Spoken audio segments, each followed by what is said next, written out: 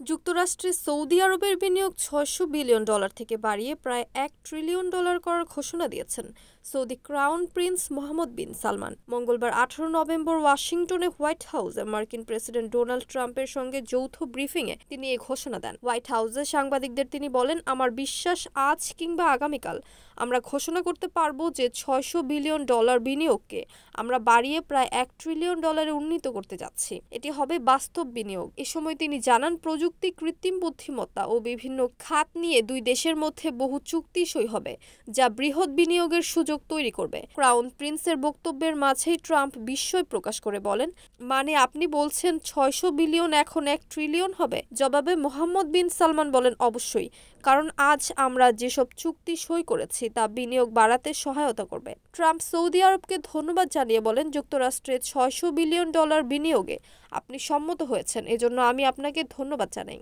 আর যেহেতু তিনি আমার বন্ধু, তাই এটি হয়তো $১ ট্রিলিয়নও হতে পারে। তবে আমাকে এ বিষয়ে একটু কাজ করতে হবে।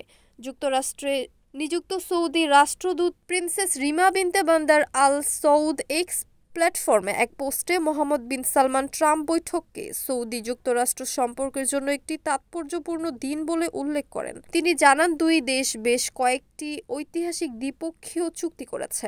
যদিও এসব চুক্তির বিস্তারিত তিনি প্রকাশ করেননি। তার ভাষায় এসব সমঝোতা উভয় দেশে বিনিয়োগ বাড়ানো, কর্মসংস্থান সৃষ্টি এবং আঞ্চলিক ও বৈশ্বিক নিরাপত্তায় দুই দেশের যৌথ অঙ্গীকারকে আরও দৃঢ় করবে। NAN TV news desk.